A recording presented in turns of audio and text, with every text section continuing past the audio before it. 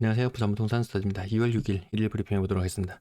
1000씩에 넘는 건설사 공사비 540만원, 평당 540만원이 926만원으로. 근데 이게 끝이 아니라고 하네요. 신생아 특례효과 김칫국 마시지 말자. 자, 현대건설 1000씩에 넘었습니다.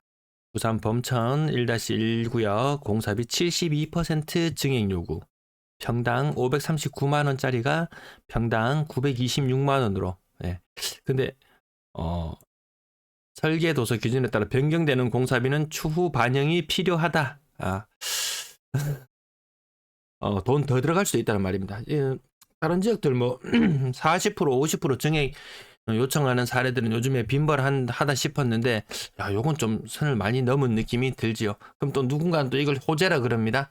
자, 신축이 이만큼 비싼데 구축은 더 올라야지, 이런 소리를 하는 사람이 있습니다. 너무 비싸버리면 거래가 멈춰버리고 부동산 시장의 유동성이 말라버릴 수 있다. 자, 금리 인하 생각도 하지 마라, 이런 이야기도 계속 나오고 있습니다. 그래서 제가 요 사람의 환율 게시판, 인베스팅의 환율 게시판에서 요 사람 글은 자주 잘 챙겨봅니다. 자산 시장에서 개인이 살아남는 법은 최대한 저렴한 가격에 매수하는 것이다. 이거 뭐 많이 들어본 격언이지 않습니까? 네. 그리고 최대한 이기는 투자를 해야 된다. 이기는 투자를 하려면 결국 싸게 사는 수밖에 없다. 지금 특례 보금자리로 나왔을 때 부산 사람들 대출 많이 안 받았죠. 예. 대구가 3조 정도 받을 때 부산 1조 정도 대출 받았죠. 많이 안 받았어요. 비싸다고 생각하니까. 특례 보금자리론 지난 1년간 총 43조가 지급되었습니다. 예, 당초 계획은 39.6조였던 것이 작년 10월 중순경에 돈을 다 써버리면서 연장하는 바람에 올해 1월 달까지 1년간 총 집행된 금액은 43조. 그 중에서 눈여겨봐야 될 부분이요, 신규 주택 구입에 28조를 사용했답니다. 43조나 해줬는데 실제 구입에는 뭐 대환이나 이런 것들 빼고 28조를 했어요. 신생아 얼마 공급된다고요? 27조. 자, 그러면 27조 중에서 주택 구입에 얼마나 사용될 것인가? 그 비율이 60%? 70%? 그러면 한번 줄여볼게요. 요거 줄이지 않고 그냥 27조를 다 집 산다고 가정을 한번 해볼게요. 그러면 27조. 근데 그 중에서 2030이 한 대략 60%가 작년에 특례를 받았어요. 그러면 신생아 특례를 받는 주 계층은 아마 3040일 듯해요. 3040. 요즘 결혼 연령이 워낙 늦어지다 보니까 3040이 신생아 특례 대출을 받아서 주택을 구매한다. 그렇게 했을 때 또 대략 한 60% 정도, 27조에 60% 정도, 네, 그 정도 하면은 17조 정도, 신생아 특례를 받아서 주택을 구입하는 비율은 한 17조 정도 될 것이다. 17조 정도. 거기에다가 보금자리론, 뭐 디딤돌 이런 거 뭐 한 7조 정도 투입된다고 가정하면 한 24조, 25조 정도 시장에 투입될 것 같습니다. 작년에 43조, 특례 43조 플러스 뭐였습니까 또? 뭐 보금자리론하고 이런 거, 디딤돌하고 이거 하니까 작년에 60조를 썼습니다. 60조. 올해는 한 25조. 작년 절반도 안 된다. 요 뉴스였죠. 60조. 지난해 60조에 달했던 정책 모기지 공급액이 40조 원 수준으로 줄어든다고 하는데, 이게 40조 다 안 쓴다. 신생아 27조 해줘도 그거 돈 다 안 쓴다. 근데 이 부분 계속 말씀드립니다. 이거 다 쓸 수가 없습니다. 전 연령층이 다 합심해가지고 돈 특례 보금자리론 중에서 신규 주택 구입하는데 28조를 줘줬어요. 27조, 3040이 27조를 다 쓴다? 이거 힘들 겁니다. 그래서 올해 부동산 시장에 투입되는 정책 자금이 작년에 반토막 수준에 불과할 수 있다. 근데 무슨 김칫국을 마시고 있나요? 김치 구매는 부팡. 네. 매도 물량은 전주 같은 날 대비 늘어나 있고요. 52,000개. 전세 물량은 줄어드는 추세입니다. 예. 이것도 많이 줄어들면은 또 매매 시장에 영향도 있을 거예요. 월세 물량도 근래 들어서 조금 줄어듭니다. 팔 수 있는 기회다. 전세, 월세 물량 내놨던 거 일단 걷어들이자. 팔자, 일단 팔자. 저는 이렇게 해석을 합니다. 물론 안 팔리면 시간이 지나고 신생아 특례 효과가 그닥 큰 게 아니구나 라는 걸 사람들이 느끼게 되면 안 팔리네. 다시 전세, 월세로 물량이 충분히 나올 수 있다고 봅니다. 아파트 거래량 153건. 죄송합니다. 놀랍도록 많은 거래량을 보여주고 있습니다. 그럼 이것이 정말 놀라운 것인가? 시뮬레이션은 점점 떨어지는 걸로 하고 있고요. 자, 오늘 153건의 거래량, 153건 거래량이 안 보이나요?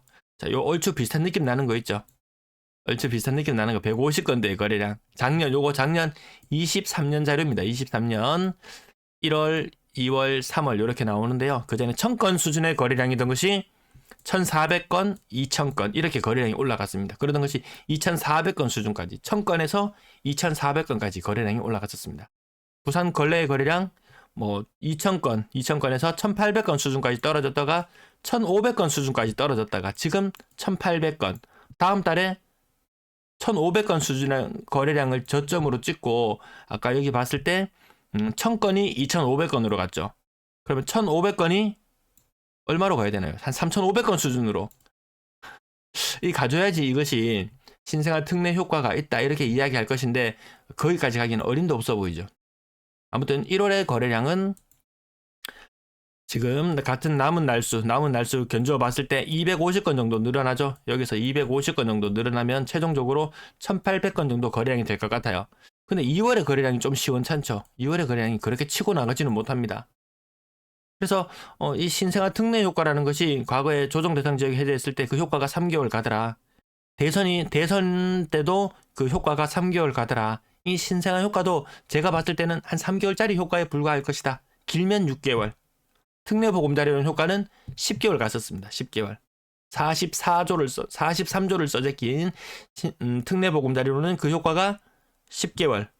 아니 오늘날까지 여파가 미친다고 아직까지 1월달까지 여파가 미쳤다고 볼 수 있으니까 1년 동안 갖는 그 효과의 절반에도 미치지 못하는 효과가 나올 수도 있을 것이다. 건당 거래대금 3억 6천, 3억 3천. 좀 올라가긴 합니다. 3억 6천 수준으로는 올라갈 것 같습니다. 자, 60조가 투입된 시장. 신생아 특례 27조, 정책자금 10조, 37조. 이 중에서 주택을 구입하는 데 들어가는 돈은 이렇게 많이 안 쓰인다. 이 중에서 3040이 대출을 받는데 쓰면은 한 18조 정도 대출을 받을 것이다. 18조 중에서 이 중에서 60% 혹은 70% 정도 주택 구매를 한 데 쓴다고 생각해 봅시다. 그러면 주택 구입을 한 데 얼마를 쓰냐면 70%. 7일은 7, 7, 8은 56. 대략 한 13조 정도. 네. 주택을 구입하는데 13조밖에 안 쓸 겁니다. 13조. 특례 보금자리로 나왔을 때 이때 주택 구입하는데 얼마 쓰였다고요? 28조가 쓰였습니다. 이 효과의 절반에도 미치지 못하는 것이 신생아 특례다. 상고하죠. 자, 3억 미만 비중 올라갔다가 근래 조금 떨어지네요. 6억 이상은 적격 대출이 맡기는 부분 굉장히 크게 작용할 수 있을 것이다. 네, 상고하저 현상에 집중하면 될 것 같습니다. 이만큼의 효과의 반밖에 효과가 안 나온다고 보시면 그것이 신생아 효과라고 보시면 되겠습니다. 거래 가격, 부산 거래량 오늘 153건, 서울 175건. 양호한 거래량, 하지만 정책자금 투입된 거에 비해서는 그렇게 뚜렷하게 거래량이 늘어났다. 이렇게 보기엔 조금 힘든 부분이 있을 것 같고요. 해운대 아이파크 56평형 19억 신고가. 더샵 센터파크 25% 정도 빠져있고요. 현대 카멜리아 52평형 요 직거래 15억. W 14억 3천. 해운대 두산 이브더 제니스 10억 9천. 요 20% 혹은 30% 하락거래. 끝자리가 조금씩 꺾이는 것들이 나타나기 시작할 거예요. 대연 SK 뷰일스 10억 39평형이고요. 대연 힐스테이트 브루지오 9억 1천 28%. 센텀비치 브루지오 신고가. 이거 안 나오던 타입의 거래가 좀 거래 공백은 좀 있습니다. 와, 그래도 가격 대단합니다. 자, 7억대로 내려왔고요.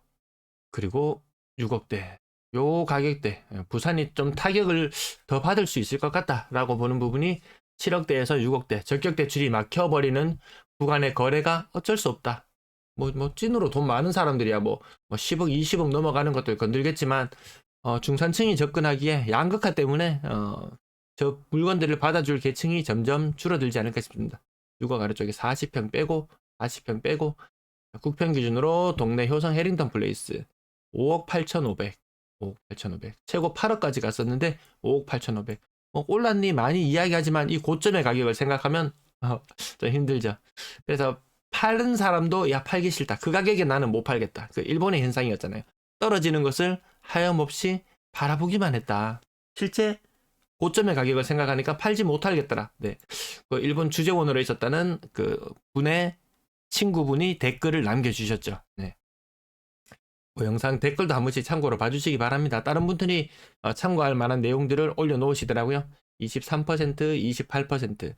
장전동, 금정산, SK뷰. 자, 28%. 지금 꼭 사야 한다면 그냥 요 모습이죠. 요 모습. 평균 28% 정도 떨어져 있는 부산 모습. 잘 산다는 느낌이 들려면 뭐 30, 거기서 플러스 마이너스 5%를 해서 파는 사람과 사는 사람 입장을 생각해 보면 될 것 같고요. 여성 엘리트 플러스 30%. 고점 대비 아직 비싸게 거래되는 것들도 있다. 신생아 특례 때문에 야 작년에 봤지? 그 특례 나오고 나서 가격 막 10% 가까이 반등하는 모습 봤지? 이번에도 마찬가지야. 또 여기서 또 10% 정도 더 오를 거야 라고 생각한다면 그만큼 안 오른다. 그럼 5% 정도 오르면 대단한 것처럼 보이냐? 물가 상승률이나 이런 거 감안해보고 뭐 은행 예금이나 이런 것들을 감안해 봤을 때 와, 이 불확실성을 안고 이 큰 레버리지를 이용해서 투자를 함에 비해서 그 수익률 보장되는 것이 너무 적더라. 오늘 거래가 150건이나 되다 보니까요. 가격 다 못 짚어드립니다. 쌍용 스윗 아돔스카이 43평형 4억 5천 7억 5천까지 갔던 것이 4억 5천 6억 2천까지 갔던 것이 4억 6천 말이 20%지 2억 3억 그냥 막 녹아내리는 그런 상황 계속되고 있다. 사실상 신생아 특례가 없었다면 지금 올 12월 혹은 1월에 이런 가격들이나 보면은 상당수는 특례 이전으로 돌아간 것들이 많았거든요. 다시 떠받치려고 하는데 그 힘이 그렇게 강하진 않을 것이다.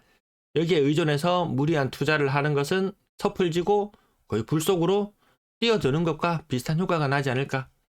네, 3억대 평당 1,000만원대 아파트. 야, 그래도 한번 그 학습 효과를 한번 불러 일으켜 놓으니까 사람들이 반응하긴 합니다. 근데 성급할 필요는 없다. 늘 말씀드리는 거지만 성급하지 않아도 괜찮다. 분양권 19건 거래. 전세 거래량이 1월달이 굉장히 많은 전세 거래량을 보여주고 있습니다. 작년 말에 야, 전세를 살지 매매를 할지 눈치를 보던 사람들 거래가 하여튼 12월과 견주어 봤을 때는 무진장 많은 거래량을 보여주고 있다. 같은 날과 비교해 봤을 때도 한 400건, 500건 정도 많은 거래량을 보여주고 있으니까요. 자, 전월세 비중 평균 전세 가격 2억 3천만 원 정도 수준. 그 정도만 살면 평균입니다. 평균. 4억 이상 전세가 일부 오르는 현상, 다시 요거 내려갈 수밖에 없다.